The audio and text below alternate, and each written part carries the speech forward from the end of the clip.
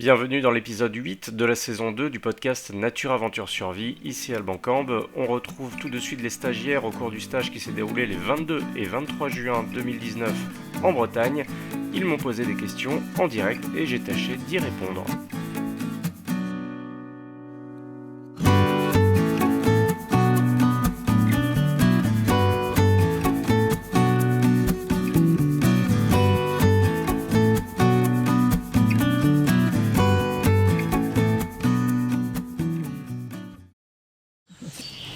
Allez, on passe à Arthur. Merci. Quelle est ton opinion sur le mouvement survivaliste et la volonté de certaines personnes de se préparer à une chute de la civilisation, ou même ta vision sur ces générations qui forment un retour à la Terre? Je voulais avoir ton opinion là-dessus.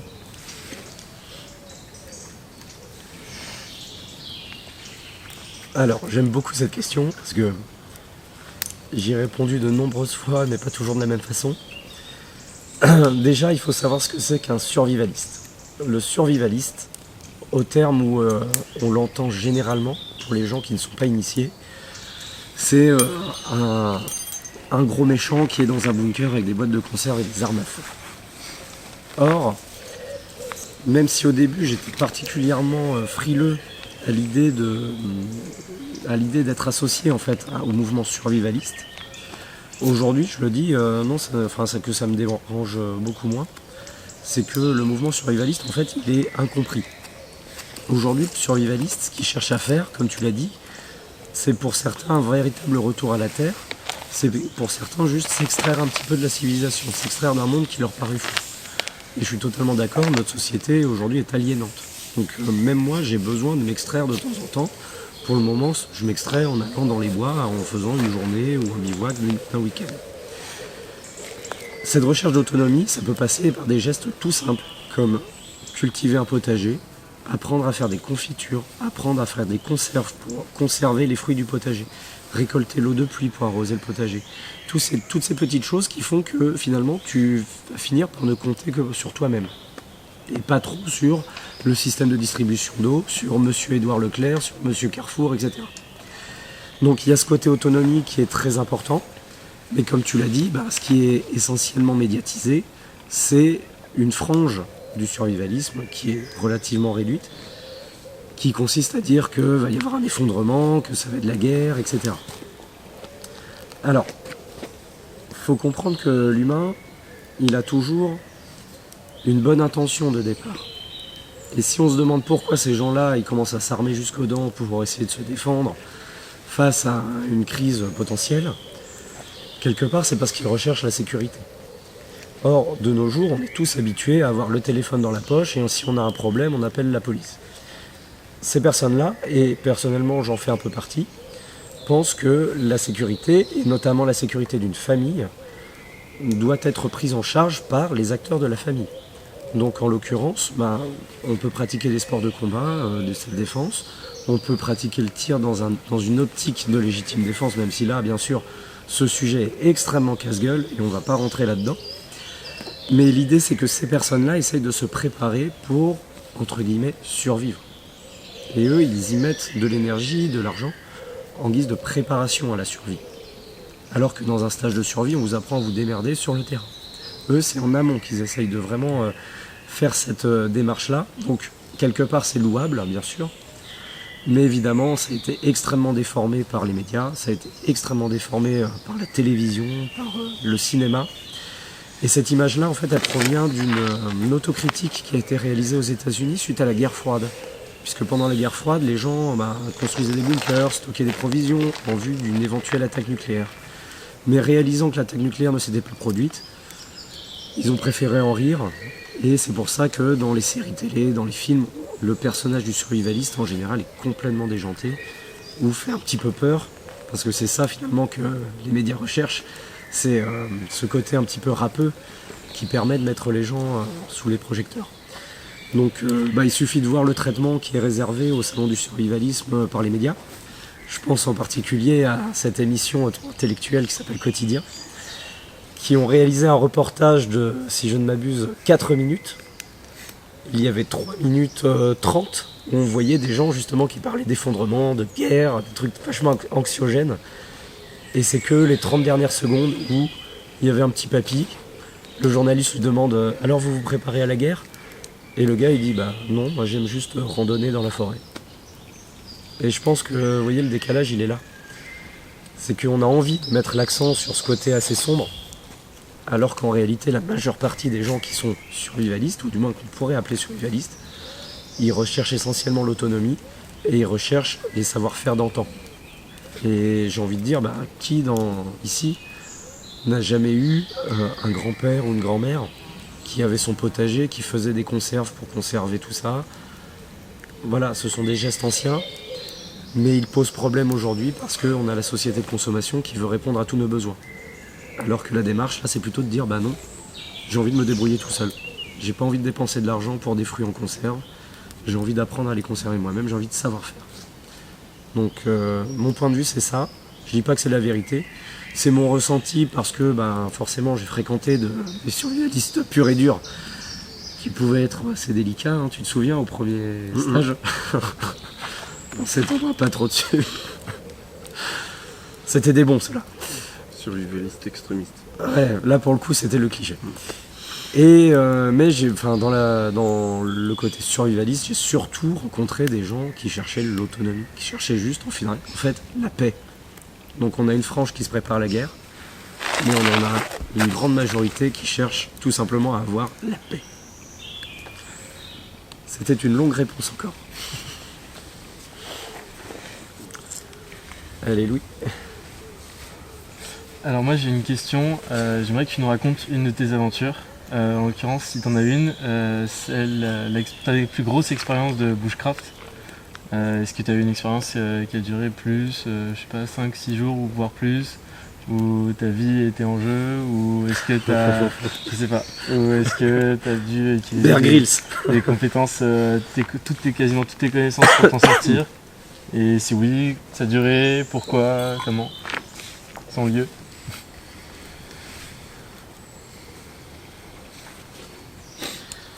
Donc je disais avant que la caméra coupe que en gros, si tu passes beaucoup de temps sur le terrain, tu auras forcément des moments de doute. Des moments où tu auras froid, des moments où tu seras mouillé, des moments où tu seras fatigué, des moments où tu vas peut-être te blesser. Donc tout ça, ça m'est arrivé, mais heureusement ça n'a jamais mis ma vie en danger. Donc mes meilleurs souvenirs, moi, c'était en Écosse. Ça remonte à 2012, je crois, où j'ai eu un gros ras-le-bol, j'avais envie de me barrer. Et qu'est-ce que j'aime faire? J'aime randonner et j'aime me débrouiller, faire des petits trucs, faire mon petit feu, faire mon repas. Et j'avais envie de ça, j'avais envie de cette aventure. Donc je suis parti réaliser une randonnée qui s'appelle la West Highland Way, qui est tout le long de l'ouest de l'Écosse. On part d'une petite ville qui s'appelle Milngavie, qui est à côté de Glasgow, et on remonte jusqu'à Fort Williams, qui est dans les Highlands. Ça représente, j'ai peur de dire une bêtise, mais ça doit faire 160 km, quelque chose comme ça. Donc j'avais envie de me barrer comme ça, et en discutant avec des copains, j'ai 2 copains qui veulent se greffer à ça. Donc pas de souci, on y va. La veille du départ, l'un d'eux n'avait même pas de sac à dos, pas de sac de couchage, rien du tout. Donc je me suis dit que ça commençait bien. Et l'autre n'avait jamais randonné. Je suis pas un gros gabarit, vous l'avez vu. Mais il est un peu plus petit que moi, un peu plus frêle. Et son sac faisait quelque chose comme 16 ou 17 kilos. Donc voilà, je suis parti avec des gens qui étaient totalement inexpérimentés. Ce qui fait que dès le premier jour, celui qui avait un gros sac à dos s'est blessé, tendinite au niveau du genou. Il a traîné la patte pendant tout le reste du séjour, mais il nous a suivis, ça il faut le dire. Donc là, en fait, ce qui a été dur, c'était pas moi-même, c'était pas mes compétences, c'était pas l'environnement, c'était de gérer 2 personnes qui n'y connaissaient strictement rien et qui faisaient un peu de la merde. Donc ça a suscité des tensions, ça a suscité le fait qu'il a fallu réviser notre itinéraire parfois. À un moment, on a carrément été obligé de prendre un train qui allait d'un point à un autre, parce qu'il ne pouvait plus marcher, clairement. Il fallait aussi leur montrer une certaine rigueur à acquérir, c'est-à-dire le matin on se lève à telle heure, on défait le camp, on plie bien le tarp, on range tout d'une façon bien précise pour que chaque jour le sac soit composé de la même façon. Ce qui fait que vers le 5e ou 6e jour, on s'était autorisé une nuit en petit chalet. On fait 2 heures de marche, un truc comme ça. Et il commence à péter un câble parce que c'était sa façon de réagir. C'est sa façon de réagir au stress. Chacun a sa façon particulière. Moi, je sais que je reste calme, je dis rien et j'analyse beaucoup. Lui, il explose. Et en fait, il avait oublié sa carte de crédit là-bas. Donc forcément, on était au beau milieu de nulle part dans les Highlands, du vent plein la gueule, 5 degrés au mois d'août. Là, c'était une situation de tension assez importante. Donc j'ai analysé la question, je suis allé vers lui, j'ai pris son sac, je l'ai retourné, j'ai tout vidé. Et c'était comme dans les dessins animés, vous savez, il y a tout le bordel qui tombe, le tarp n'importe comment, le sac de couchage même pas rempli dans son fourreau. Et comme dans les dessins animés, on secoue, et à la fin, il n'y a plus rien qui tombe, et puis la fameuse carte de crédit. Donc suite à ça, effectivement, voilà, là c'était de la gestion humaine, et ça s'est bien passé pour la fin. Mais il faut faire preuve de managing. Donc si vous partez avec des gens par exemple sur le terrain, c'est le plus gros risque à mon avis qui peut se produire. C'est que vous vous embrouillez. Personnellement, des histoires où je me suis blessé, où j'ai eu un peu du mal, il y en a eu aussi. Et tu vois, celle qui m'est la plus marquante, c'est celle-là. Et en fait, celle où j'ai été un peu plus dans la merde, entre guillemets, c'était le jour suivant, je crois, ou le jour d'après encore, où on était tous très fatigués par le voyage, normal, mais c'était la dernière étape. Donc on a fait cette dernière étape. Eux, ils ne pouvaient plus marcher, ils n'en pouvaient plus. Ils ont trouvé un taxi qui les a amenés au point final, mais moi je voulais vraiment terminer, j'avais cette volonté. Mais j'étais tellement crevé que c'est là que j'ai fait beaucoup d'erreurs. Et une des erreurs, c'était que j'avais mon tarp à l'extérieur de mon sac, qui était maintenu par les lanières en fait. Tu sais, les lanières qu'on clipse. Et à un moment, je sais pas, je me suis arrêté boire un coup et je crois que je parlais avec une personne qui surveillait un trail. Donc il y avait des trailers qui passaient par là et cette personne-là était secouriste, donc j'échangeais avec lui. Et je crois que c'est en remettant mon sac à dos, le tarp a dégagé. Et je m'en suis rendu compte bien sûr que bien après. Et ce jour-là, c'est la dernière étape de la West Highland Way, donc ceux qui l'ont fait sauront de quoi je parle. On est dans une vallée glaciaire assez étroite. Le vent en pleine gueule, minimum 50 km/h toute la journée. On était en plein mois d'août. Bien sûr, la flotte, c'est l'Écosse. Et 2 degrés de température annoncée, ressentie, c'était 0, alors qu'on s'attendait plutôt à un temps d'été. Et là, pour le coup, j'ai commencé à sentir ce que c'était vraiment l'hypothermie. Cette sensation de perdre un peu la dextérité dans ses mains, même de plus trop sentir ses pieds alors qu'on marche, commencer à sentir qu'on se refroidit vraiment et pour ne pas être allé trop loin, parce que quand même j'avais de quoi me couvrir, ouais, c'est une sensation qui fait quand même très très peur, même si c'est bénin. C'est une façon de se sentir partir qui est lente, mais que tu sens certaine en fait. Donc les gens qui décèdent d'hypothermie ou qui rentrent vraiment en hypothermie, je me dis mais quel calvaire ils doivent endurer. Parce que quand tu ressens ces sensations-là, tu commences à vraiment sentir les limites de ton corps. Et là, tu te dis que tu peux compter en fait que sur toi-même, parce que tu es au beau milieu de l'Écosse. Les gens n'ont pas été assez fous pour sortir aujourd'hui sous la flotte, etc. Donc il n'y a personne autour. Donc tu vas devoir vraiment te démerder par toi-même. Donc ça, tu vois, ça a été une des expériences qui m'a le plus fait prendre conscience que, ok, tu aimes la randonnée, tu aimes le bushcraft, tu aimes juste identifier des plantes, mais il te faut un certain bagage derrière en termes de survie, avec des guillemets, pour savoir analyser ce qui se passe réellement. Parce que sinon, c'est vrai que tu peux très facilement tomber dans ce genre de problème. Et je fais le lien également avec la déshydratation. Des fois, on s'en rend pas compte, mais on est totalement déshydraté. Rien que ce matin, de vous parler, de vous coacher, de vous montrer des choses, je n'ai pas pris le temps de boire suffisamment. Et il y a un moment où je me suis senti juste, avec les idées un peu embrouillées. Et je me suis dit, mais t'as pas bu depuis un moment. Et en fait, la déshydratation, on ne s'en rend pas compte. C'est-à-dire qu'à partir du moment où vous avez la sensation de soif, vraiment, c'est déjà que vous êtes déshydraté, c'est déjà que vous avez perdu de l'eau. Donc cette sensation-là, il faut être capable de l'analyser très vite. Le fait que certains prennent ça pour de l'hypoglycémie en fait. Mais bon, l'hypoglycémie c'est une autre question, c'est une sorte de mythe entre guillemets. Bref. Mais en fait c'est ça, c'est ce moment où on commence à se sentir un peu dans le brouillard, et ça aussi, la déshydratation, c'est quelque chose auquel il faut faire attention. Et il y a de nombreuses histoires qui mêlent déshydratation et hypothermie.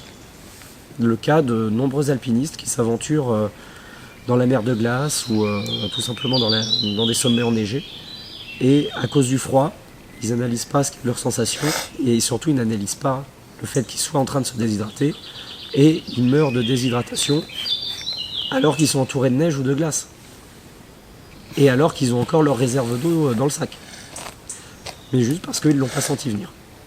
Et ça, du coup, c'est des petites choses à acquérir, et il suffit de passer du temps à l'extérieur pour l'expérimenter en fait. Ça répond à ta question ? Oui. Ouais. Bon, après, il y a plein d'histoires avec croiser des sangliers à 3h du matin, le chevreuil qui te gueule juste dans l'oreille à 3h du matin aussi quand t'es dans ton hamac. Et tout ça, c'est plus amusant, tu vois, parce qu'on s'en sort bien. Que ces choses-là, effectivement, ça pourrait mener à une situation de survie si tu n'es pas capable d'analyser avant. Hop. Et on termine par Constance. Alors moi j'ai des questions qui peuvent paraître un peu bateau, mais qui expliquent pourquoi on est là. C'est qu'est-ce qui t'a donné envie d'accompagner des groupes comme le nôtre aujourd'hui ? D'où est-ce que ça vient ? Parce que je pense que c'est pas commun à tout le monde. Je pense pas qu'il y ait autant de personnes que ça qui décident de consacrer du temps à ça, à former des gens, à nous transmettre des connaissances. Donc qu'est-ce qui t'a donné cette envie ? C'est le dernier retour. Alors, cette question-là, ça fait le lien en fait avec la façon dont j'ai découvert le bushcraft. Donc, comme je l'ai dit, c'était ma grand-mère qui m'a montré des plantes quand j'étais petit. Et quand j'avais 7 ans, elle m'a mis des plantes dans la bouche qui avaient un goût formidable. Enfin, moi j'étais sur le cul de savoir qu'on pouvait juste ramasser des plantes dans la forêt et qu'on n'était pas obligé d'aller chez le boulanger acheter des bonbons, quoi. Donc ça, c'est resté en moi pendant très longtemps, et j'ai toujours voulu apprendre à me débrouiller, et en particulier à me débrouiller dans la nature. Donc parmi les héros de mon enfance, il y avait MacGyver forcément, et aussi dans une certaine mesure Rambo. Le Rambo du premier. Le Rambo qui vraiment se fond dans l'environnement, est capable de tirer des ressources de l'environnement, est capable de devenir un prédateur quelque part. Pas le Rambo du 2, 3, 4 où c'est juste la mitrailleuse et puis on dégomme du Viet. Mais ça c'est une autre question. Donc, tu vois, ce côté savoir se débrouiller, ça m'a accompagné toute mon enfance. Pendant mes études, je me suis beaucoup intéressé. Alors, j'étais obligé de m'intéresser à la botanique. J'ai fait des études de biologie pour devenir enseignant. Donc j'étais obligé d'apprendre des plantes. Mais moi, faire un herbier avec 300 plantes, juste pour faire un herbier, ça m'intéresse pas. Donc les plantes que j'ai le plus bossé, c'était celles que je pouvais ramasser, identifier, et sur lesquelles il y avait une utilisation. Et le fait de chercher à chaque fois la petite utilisation médicinale, même si c'est juste traditionnel et que ça n'est pas avéré par la science, rien que ça, en fait, ça permet de beaucoup mieux retenir les ressources naturelles autour de nous. Donc petit à petit, j'ai engrangé comme ça des connaissances, et en vérité, le mot bushcraft, je ne l'ai rencontré que très très tard. Je crois bien que c'était même après l'Écosse, ça devait être en 2013, un truc comme ça, en regardant des vidéos YouTube. Donc je pense à Paul Kirtley, un instructeur de bushcraft britannique. Je pense à Jacob Carroux, qui est un Français qui fait également des vidéos de bushcraft d'excellente qualité. Et voilà, j'ai enfin réussi à mettre le mot bushcraft sur ce que j'aimais faire, parce qu'au début, voilà, on était mal à l'aise. On parlait de survie, parce qu'il n'y avait que ce mot-là. Il y avait les émissions de survie à la télé avec Bear Grylls, par exemple. Mais ce que j'aime faire, c'est pas courir dans tous les sens, bouffer des trucs dégueulasses, même si vous avez mangé des fourmis, on va le dire. Parce que c'est bon, les fourmis, faut le savoir. L'idée, c'est de pas rendre ça sensationnel. Moi, j'aime bien un truc posé, calme. Voilà, on est autour du feu, on mange bien, on discute. C'est super sympa. Et donc ces connaissances, je les ai accumulées. Et mon boulot, c'est d'être enseignant. Donc quelque part, ce que j'aime dans mon travail, c'est faire de la pédagogie, c'est transmettre. Et j'ai commencé tout simplement à transmettre à mes collégiens. C'est-à-dire que la première année où je me suis mis à enseigner en région parisienne, j'étais dans un collège dans les Yvelines. Et là, j'ai eu la chance que les personnels de direction me fassent confiance. Je leur ai dit, j'aimerais bien faire un club survie. Alors qu'il y avait le club choral, le club journal, le club échec. Voilà, moi je suis arrivé, je leur ai dit, je veux faire un club survie. Là, ils m'ont dit, ok, carte blanche, vous y allez. Et en fait, le mot survie, c'était juste un prétexte pour enseigner ça aux enfants. Tu vois. Donc on les amenait je les amenais dans un parc, on avait les ressources naturelles, on faisait du feu, etc. C'était génial, je me suis éclaté. Suite à ça, on publiait chacune de nos petites activités sur mon blog sous forme d'articles. C'était les élèves qui proposaient la rédaction, etc. Donc il y avait un travail aussi de retranscription finalement. Et en fait, c'est suite à ça que ça a pris un petit peu d'ampleur. Fred, avec qui j'étais ami depuis que j'étais passé dans la salle de self-défense, donc Frédéric Faudemer qui tient un club de self-défense à Rennes, me contacte et me propose de faire un stage pour les adultes. Alors là, j'étais tenu à la fois par l'amitié que j'ai pour Fred, parce que j'avais envie de lui faire plaisir, de lui rendre ce service-là, parce que Fred est très aussi accueillant dans le sens où il fait venir beaucoup de gens pour animer des stages, pour proposer une autre vision de la self-défense que la sienne. Et c'est en ça que c'est super louable de sa part. Et il voulait faire un stage de survie. Moi j'ai dit banco, on essaye. Ça s'est très bien passé. Et ça nous a donné envie finalement de continuer sur la durée, au moins une fois chaque année. Donc suite à ça, j'ai créé une association. Parce que un des points que je défends aussi, c'est que c'est une passion. J'ai envie de transmettre ma passion. J'ai envie de vous montrer que c'est pas difficile de sortir et de s'amuser à faire un petit feu, vous voyez, à trouver des plantes, à bricoler des petits trucs. Donc c'est une passion que j'ai envie de transmettre, mais surtout, j'ai pas envie d'en vivre. J'ai vraiment pas envie de créer une école de bushcraft de laquelle je serais dépendante financièrement. J'ai pas envie de payer mes factures avec cet argent-là. Et quelque part, c'est un acte chevaleresque, on pourrait dire. Mais quelque part, transmettre ma passion, ça me fait plaisir de vous accueillir, ça me fait plaisir d'accueillir des gens intéressés. Voilà, je vous montre ce qu'on peut faire. Je dis pas que j'ai toute la vérité, je dis pas que je suis le meilleur, loin de là. Au contraire, voilà, je suis que un bénévole dans l'association. Donc je partage ce que je sais faire. Ça vous plaît, vous prenez ce que vous voulez. Si vous me posez des questions, on peut aller un petit peu plus loin que le programme. Au moins, j'ai pas de cadre. C'est ça qui est intéressant. Et ce qui me motive, c'est l'échange. Parce qu'en fait, du coup, vous me posez des questions pendant les activités, ça me permet de vous montrer autre chose, une autre façon de faire, et ça me questionne aussi. Ça me questionne face à mes limites. Il y a beaucoup de gens en France, malheureusement, qui se lancent dans des écoles de survie, ou des écoles de bushcraft, entre guillemets, mais qui ne savent même pas reconnaître des arbres. Et je pense que la base du bushcraft, justement, c'est cette connaissance de la nature qui est importante. Et ce que j'aime, c'est justement partager ça, comme je le ferais avec des élèves finalement. Seulement vous êtes adulte, donc c'est de façon beaucoup plus détendue. On peut se lâcher un peu sur le vocabulaire, on peut faire des blagues, et puis on peut aller beaucoup plus loin, quoi. Et par exemple, c'est le cas de Sébastien. L'année dernière, il avait déjà un certain bagage, il connaît déjà pas mal de trucs. Ce qui fait que en aparté, on peut progresser un peu plus qu'avec des gens qui découvrent totalement.